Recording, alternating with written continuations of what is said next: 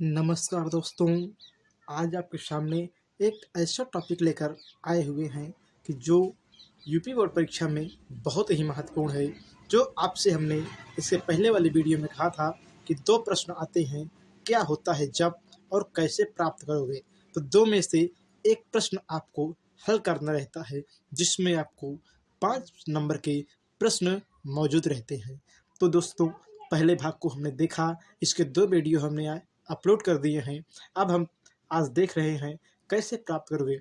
ये सब प्रश्न ऐसे हैं कि जिसको देखने के बाद अच्छे के होश खराब हो जाते हैं। इसलिए मेरे दोस्त, मेरे साथ ऐसे जुड़िए कि आप लोग को लगे कि यार ये कुछ नहीं है, पढ़ने में आपको इंटरेस्ट हो और आप इसको पढ़ने जब बैठे तो ऐसा हो कि ये कुछ नहीं है, आसान लगे आपको। बात न करते हुए हम पहला समीकरण देखते हैं। एथिल क्लोराइड से ब्यूटेन कैसे प्राप्त करेंगे। तो हम देखेंगे कि एथिल क्लोराइड से ब्यूटेन कैसे बनता है। यह है आपका एथिल क्लोराइड का सूत्र। इसे हम सोडियम से क्रिया कराएंगे, CH3CH2Cl, और यहाँ पे Na होगा। तो आप कहोगे, और यहाँ पे ईथर का प्रयोग करेंगे, ईथर, ये शुष्क ईथर है। तो प्रश्न ये है कि एथिल क्लोराइड से ब्यूटेन कैसे प्राप्त करोगे। तो ये एथिल क्लोराइड है और ये भी एथिल क्लोराइड है, ये है सोडियम। जब एथिल क्लोराइड के दो अणु को सोडियम धातु से ईथर की उपस्थिति में क्रिया कराते हैं, तब बनता है आपका ब्यूटेन। क्या बनता है? ब्यूटेन बनता है। ये ब्यूटेन बनता है और 2NaCl बाहर जाता है। क्या जाता है? 2NaCl बाहर जाता है। तो पहला हमने समीकरण देखा कि एथिल क्लोराइड से ब्यूटेन कैसे प्राप्त करेंगे। कहेंगे आप, जब एथिल क्लोराइड के दो अणु को हम सोडियम धातु से ईथर की उपस्थिति में क्रिया कराते हैं तो क्या बनता है? N ब्यूटेन अथवा ब्यूटेन बनता है और सोडियम क्लोराइड बाहर निकल जाता है। पहला समीकरण हमने देख लिया। अब हम देखेंगे दूसरा प्रश्न क्या है। दूसरा प्रश्न है कि क्लोरोफार्म से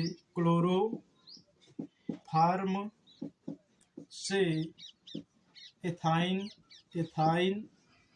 कैसे प्राप्त करेंगे। तो देखिए, यहाँ पे क्लोरोफार्म है 2CHCl3 प्लस, इसे हम सिल्वर से क्रिया करा देंगे, चांदी से क्रिया करा देंगे, तो बनेगा आपका एथाइन प्लस 6AgCl। क्या बनेगा? 6AgCl।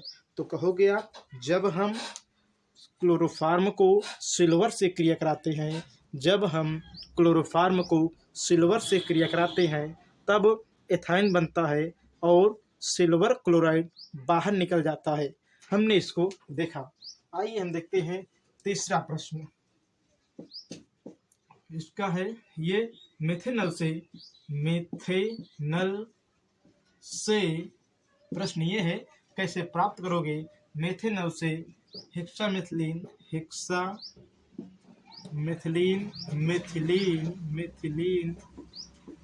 टेट्राएमीन। प्रश्न ये है, कैसे प्राप्त करोगे मेथेनल से हेक्सामेथिलीन टेट्राएमीन। तो देखिए, ये है आपका मेथेनल का 6 अणु और ये है आपका अमोनिया। मतलब मेथेनल के 6 अणु को अमोनिया के 4 अणु के साथ क्रिया कराओगे तो बनेगा हेक्सामेथिलीन और टेट्राएमीन बनेगा। साथ ही साथ 6 जल के अणु बाहर जाएंगे।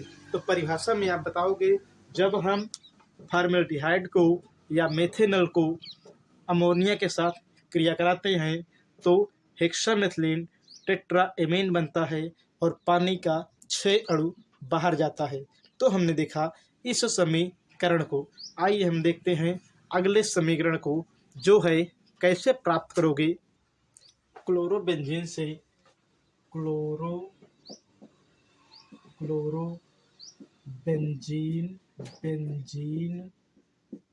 क्लोरोबेंजीन से डी क्या है? DDT प्रश्न ये आता है कि क्लोरोबेंजीन से DDT कैसे प्राप्त करोगे।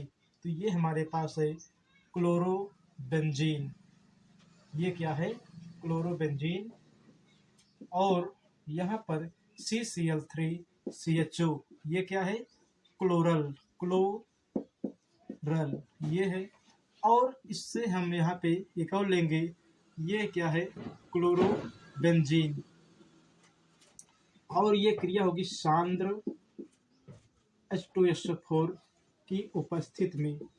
तो देखिए कहोगे आप, जब क्लोरोबेंजीन के दो अणु, पहला अणु ये है, दूसरा अणु ये है, जब क्लोरोबेंजीन के दो अणु को, पहला और दूसरा, को क्लोरल के साथ सांद्र सल्फ्यूरिक अम्ल की उपस्थिति में क्रिया कराते हैं तो जल का अणु बनकर बाहर चला जाता है, जल का अणु बन करके बाहर चला जाता है।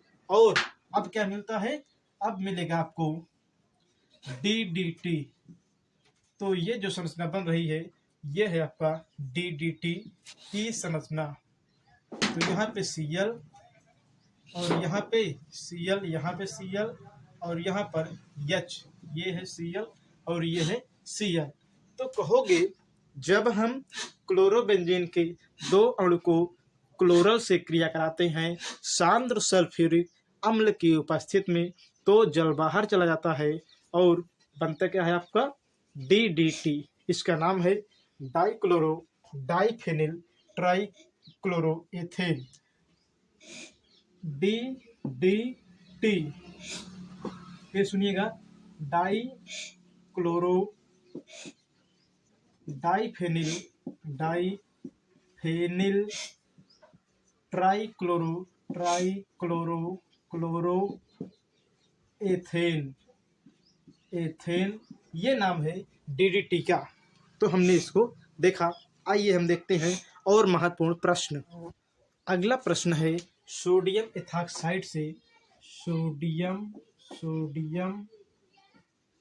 एथॉक्साइड से,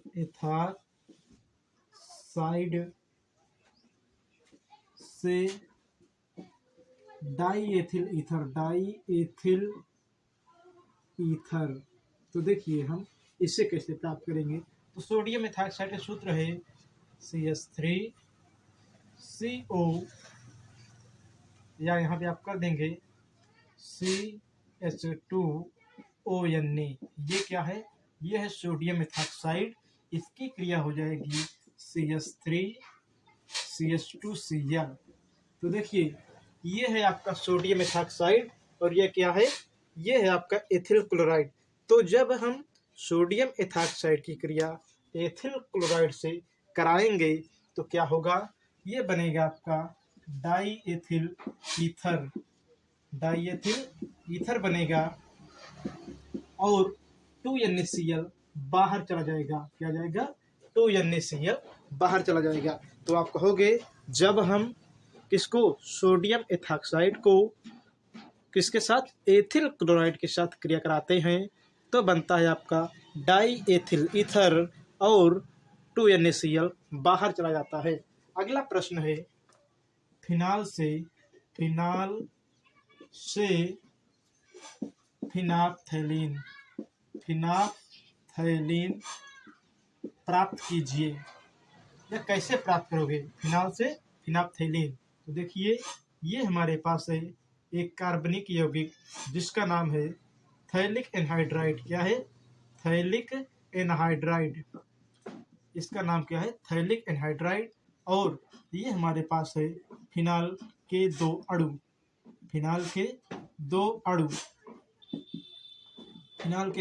ये हो गए।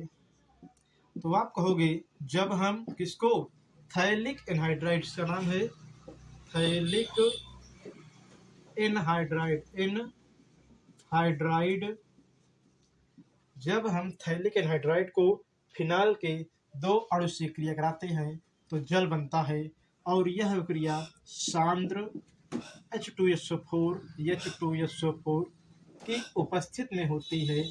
जल बाहर चला जाता है, जल बनता है और बाहर चला जाता है। अब क्या क्या बचा है, अब जो बचता है वह फिनाल बनाता है। तो देखिए वह फिनाप्थेलिन बनाएगा, सॉरी। तो यहाँ पे ये रचना बनेगी और जो बचा हुआ है वो इस प्रकार अरेंजमेंट होगा। यहाँ पे OH आएगा और यहाँ पर बेंजीन बनेगा और उसके बाद OH आएगा।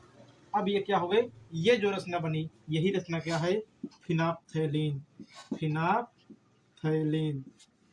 तो आप कहोगे जब हम थैलिक एनहाइड्राइड को फिनाल के 2 अणु के साथ सांद्र सल्फ्यूरिक अम्ल की उपस्थिति में क्रिया कराते हैं तो जल बाहर चला जाता है और ये संरचना बनती है जिसका नाम है फिनाप्थेलिन। तो हमने देखा इस महत्वपूर्ण अभिक्रिया को। आइए हम देखते हैं अगली महत्वपूर्ण अभिक्रिया। इसी क्रम में हम अगला प्रश्न देखते हैं, मेथिल एल्कोहल से एथिल एल्कोहल। और दूसरा जो प्रश्न है एथिल एल्कोहल से मेथिल एल्कोहल। पहले हम पहले वाले समीकरण को समझते हैं। देखिए ये लिखा गया है CH3OH मतलब मेथिल एल्कोहल, और यहाँ पे लिखा गया है PCl5 मतलब मेथिल एल्कोहल को फास्फोरस पेंटाक्लोराइड से क्रिया कराते हैं। जब क्रिया कराएंगे तो क्या होगा, CH3Cl बनेगा और यहाँ पर जो निकल रहा है वो क्या क्या निकल रहा है, तो यहाँ पे निकल रहा है POCl3 निकल रहा है, POCl3 निकल रहा है, साथ ही साथ HCl निकल रहा है। तो आप कहोगे जब हम मेथिल अल्कोहल को PCl5 से क्रिया कराते हैं तो CH3Cl अर्थात मेथिल क्लोराइड बनता है, साथ ही साथ POCl3 और HCl बाहर चले जाते हैं। ये हमने देखा। उसके बाद कहेंगे मेथिल क्लोराइड को हम फिर से पोटेशियम साइनाइड से क्रिया कराते हैं।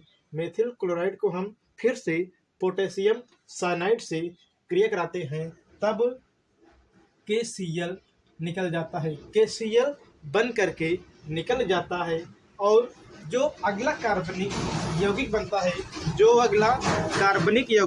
बनता है, वह है मेथिल साइनाइड। क्या बनता है, मेथिल साइनाइड बनता है। अब हम मेथिल साइनाइड को हाइड्रोजन के साथ अपचयित कराते हैं। अब हम मेथिल साइनाइड को हाइड्रोजन के साथ अपचयित कराते हैं, तब क्या बनेगा, एथिल एमीन बनता है। और अब हम इस एथिल एमीन को नाइट्रस अम्ल के साथ क्रिया कराते हैं तो एथिल एल्कोहल बनता है, नाइट्रोजन गैस बनती है और जल बनता है। इस प्रकार हम मेथिल एल्कोहल से एथिल एल्कोहल प्राप्त करते हैं। तो पुनः देखिए हमने क्या लिया है, मेथिल एल्कोहल, इसे क्रिया करा दिया है PCl5 मतलब फास्फोरस पेंटाक्लोराइड से, तब 2 चीज़ बन करके बाहर चला गया। वो 2 चीज़ है POCl3 और HCl, ये बन करके बाहर चले गए और जो मेन उत्पाद बना है वो बना है मेथिल क्लोराइड अर्थात CH3Cl। अब CH3Cl को हम KCN से क्रिया कराएंगे। किससे, KCN से क्रिया कराएंगे, तब KCl बन करके बाहर चला जाएगा। KCl बन करके बाहर चला जाएगा और जब KCl बन के बाहर चला जाएगा तो बचेगा CH3Cl मतलब मेथिल साइनाइड। और इस मेथिल साइनाइड को हाइड्रोजन के साथ, किसके साथ, हाइड्रोजन के साथ अपचयित कराएंगे तो बनेगा एथिल एमीन। क्या बनेगा, एथिल एमीन बनेगा। एथिल एमीन को पुनः नाइट्रस अम्ल के साथ क्रिया कराएंगे तो ethyl alcohol CH3CH2OH ethyl alcohol बनेगा और नाइट्रोजन गैस तथा जल बन करके बाहर चला जाएगा। तो हमने पहले समीकरण को अच्छी तरह से समझा। आइए हम देखते हैं दूसरे समीकरण को कि एथिल एल्कोहल से मेथिल एल्कोहल कैसे प्राप्त करेंगे। तो देखिए एथिल एल्कोहल CH3CH2OH है, इसमें से हम हाइड्रोजन को बाहर कर देंगे। इसे हाइड्रोजन को बाहर कर देंगे तब ये एसिटाल्डिहाइड बना लेगा। अब हम एसिटाल्डिहाइड का ऑक्सीकरण करेंगे। अब हम एसिटाल्डिहाइड का ऑक्सीकरण करेंगे, तब एसिटिक अम्ल में बदल जाएगा। क्या बनेगा? एसिटिक अम्ल में बदल जाता है। अब हम एसिटिक अम्ल को सोडियम हाइड्रोक्साइड के साथ क्रिया कराते हैं। एसिटिक अम्ल को सोडियम हाइड्रोक्साइड के साथ क्रिया कराते हैं, तब जल तब जल बाहर चला जाता है और बनता है सोडियम एसीटेट। क्या बनेगा? सोडियम एसीटेट बनेगा। और सोडियम एसीटेट को हम सोडियम हाइड्रोक्साइड के साथ क्रिया कराते हैं। सोडियम एसीटेट को हम सोडियम हाइड्रोक्साइड के साथ क्रिया कराते हैं, तब सोडियम कार्बोनेट बन करके बाहर चला जाता है। तब सोडियम कार्बोनेट बनकर बाहर चला जाता है और मीथेन गैस बनती है। मीथेन गैस बनेगी। मीथेन गैस को हम ब्रोमीन के साथ क्रिया कराएंगे, तब हाइड्रोजन ब्रोमाइड बन करके बाहर चला जाता है। मीथेन गैस को हम ब्रोमीन के साथ क्रिया कराएंगे, तब हाइड्रोजन ब्रोमाइड गैस बन करके बाहर चली जाती है। अब जो बचेगा या जो बनेगा उत्पाद वो होगा CH3Br मेथिल ब्रोमाइड।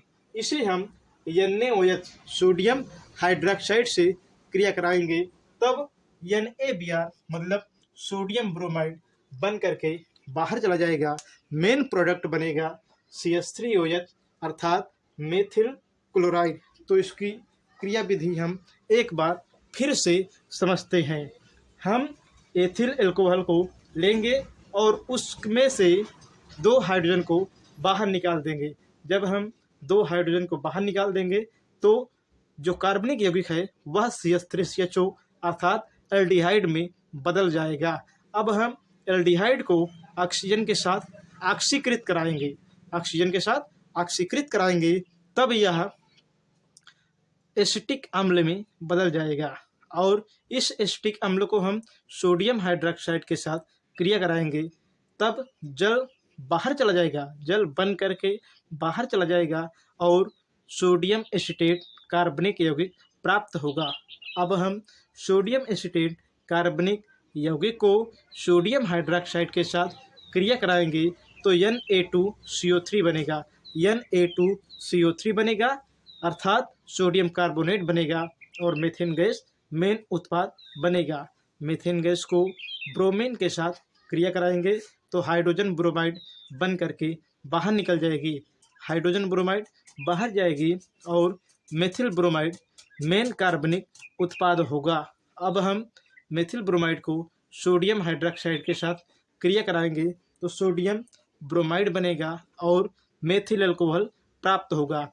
इस प्रकार हमने पहले समीकरण में देखा या पहले अभिक्रिया में देखा कि मेथिल अल्कोहल से एथिल अल्कोहल कैसे बनाएंगे, और इसमें हमने देखा एथिल अल्कोहल से मेथिल अल्कोहल कैसे बनाएंगे। ये सब बहुत कन्फ्यूजिंग प्रश्न है जो पेपर में कई बार आए हुए हैं। अगला समीकरण हम देखते हैं। अगला समीकरण है एसिटिक अम्ल से फार्मिक अम्ल कैसे प्राप्त करते हैं। देखिए, ये एसिटिक अम्ल CH3COOH है। इसे हम अमोनिया से क्रिया कराएंगे तो बनेगा आपका क्या? अमोनियम एसीटेट बनेगा। Ammonium acetate. अमोनियम एसीटेट को हम गर्म करेंगे तो जल का अणु बाहर चला जाएगा। ये जल का अणु बाहर चला गया। अब बनेगा क्या? एमाइड बनेगा। यहाँ पे ये जो लिखा गया है वो एमाइड का सूत्र है। अब हम एमाइड को ब्रोमीन और पोटेशियम हाइड्रोक्साइड के साथ क्रिया कराएंगे। इस एमाइड को हम ब्रोमीन और पोटेशियम हाइड्रोक्साइड के साथ क्रिया कराएंगे तो पोटेशियम ब्रोमाइड बनेगा, पोटेशियम कार्बोनेट बनेगा और जल बनेगा। ये तीनों बन करके बाहर चले जाएंगे और मेन उत्पाद बनेगा मेथिल एमीन। क्या बनेगा? मेथिल एमीन बनेगा। इस मेथिल एमीन को हम नाइट्रस ऑक्साइड किसके साथ?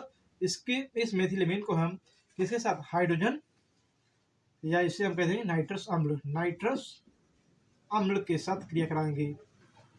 अम्ल के साथ इसकी क्रिया कराएंगे तो आप कहोगे जो मेथिल साइनाइड बना है इसको हम नाइट्रस अम्ल के साथ क्रिया कराएंगे, तब इसमें नाइट्रोजन गैस और जल बन करके बाहर चला जाएगा। नाइट्रोजन गैस और जल बन करके बाहर चला जाएगा और मेन उत्पाद बनेगा मेथिल अल्कोहल। अब हम उस मेथिल अल्कोहल को यहाँ पर लिखेंगे और उसे हम ऑक्सीजन द्वारा ऑक्सीकृत करेंगे, ऑक्सीजन द्वारा ऑक्सीकृत करेंगे, तब जल बाहर चला जाएगा और बनेगा आपका क्या, जो मेन प्रोडक्ट है आपका फार्मिक अम्ल, वो चीज़ प्राप्त होगा। तो परिभाषा एक बार फिर से सुन लीजिए। जब हम एसिटिक अम्ल को अमोनिया से क्रिया कराते हैं तो अमोनियम एसीटेट बनता है, और जब हम अमोनियम एसीटेट को गर्म करते हैं तो जल बाहर चला जाता है और CH3CONH2 अर्थात एमाइड बनता है। इस एमाइड को हम ब्रोमीन के साथ और पोटेशियम हाइड्रोक्साइड के साथ क्रिया कराते हैं तो पोटेशियम ब्रोमाइड बनता है, पोटेशियम कार्बोनेट बनता है और जल बनता है। ये तीनों बन करके बाहर चले जाते हैं और मेन उत्पाद बनता है आपका CH3NH2 मतलब मेथिल एमीन बनता है। और मेथिल एमीन को हम नाइट्रस अम्ल से क्रिया कराते हैं, तब नाइट्रोजन गैस और जल बन करके बाहर चला जाता है। मेन उत्पाद बनता है मेथिल एल्कोहल। इस मेथिल एल्कोहल को हम ऑक्सीजन के साथ क्रिया कराते हैं अर्थात ऑक्सीकृत कराते हैं, तब इसमें से जल बाहर चला जाता है और मेन उत्पाद बनता है फार्मिक अम्ल। आइए हम देखते हैं अगला महत्वपूर्ण यौगिक परिवर्तन अभिक्रिया कौन है। इसी क्रम में हम अगली महत्वपूर्ण अभिक्रिया देखेंगे, फार्मिक अम्ल से एसिटिक अम्ल कैसे प्राप्त करते हैं। देखिए, फार्मिक अम्ल का सूत्र है HCOOH और इसे हम क्रिया कराएंगे कैल्शियम हाइड्रोक्साइड से। तो फार्मिक अम्ल का सूत्र है क्या, HCOOH है और इसे हम कैल्शियम हाइड्रोक्साइड से क्रिया कराएंगे तो जल का अणु बन करके बाहर चला जाएगा और यहाँ पर बनेगा कैल्शियम फार्मेट। क्या बनेगा, कैल्शियम फार्मेट बनेगा। अब हम कैल्शियम फार्मेट को क्या करेंगे, गर्म करेंगे। जब हम कैल्शियम फार्मेट को गर्म करेंगे तो कैल्शियम कार्बोनेट बन करके बाहर चला जाएगा और मेन यौगिक जो बनेगा आपका वो होगा फार्मेल्डिहाइड। क्या होगा, फार्मेल्डिहाइड होगा। अब हम फार्मेल्डिहाइड को, जो यहाँ पर बना हुआ है फार्मेल्डिहाइड, इसको हम हाइड्रोजन के साथ अपचयित कराएंगे। हाइड्रोजन के साथ अपचयित कराएंगे तो मेथिल अल्कोहल में बदल जाएगा। अब हम इसे PCl5 से क्रिया कराएंगे। जब हम मेथिल अल्कोहल को PCl5 से क्रिया कराएंगे तो बनेगा आपका CH3Cl, साथ ही साथ बनाएगा POCl3 और HCl। ये बनाएगा दो उत्पाद। पुनः ध्यान दीजिएगा, मेथिल अल्कोहल को PCl5 से क्रिया कराएंगे तो POCl3 बनाएगा, साथ में HCl बनाएगा। ये दोनों बन करके बाहर चले जाएंगे और बचेगा केवल आपका CH3Cl मतलब मेथिल क्लोराइड। अब हम मेथिल क्लोराइड को पोटेशियम साइनाइड से क्रिया कराएंगे। जब हम इसे पोटेशियम साइनाइड से क्रिया कराएंगे तब ये बनाएगा मेथिल साइनाइड। क्या बना लेगा, मेथिल साइनाइड बना लेगा और पोटेशियम क्लोराइड बाहर चला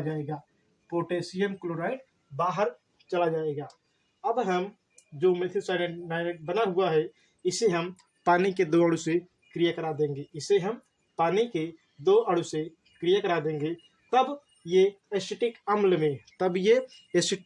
अम्ल में बदल जाएगा और अमोनिया गैस बाहर चली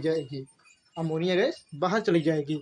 आइए हम इसकी क्रियाविधि को एक बार पुनः समझते हैं। आप कहोगे, जब हम फार्मिक अम्ल को अर्थात HCOOH को कैल्शियम हाइड्रोक्साइड के साथ क्रिया कराते हैं तो जल बाहर चला जाता है और जो बनता है वह बनता है कैल्शियम फार्मेट। कैल्शियम फार्मेट को हम गर्म करते हैं तो फार्मेल्डिहाइड बनता है। फार्मेल्डिहाइड बनेगा और फार्मेल्डिहाइड को हम हाइड्रोजन के साथ अपचयित कराएंगे।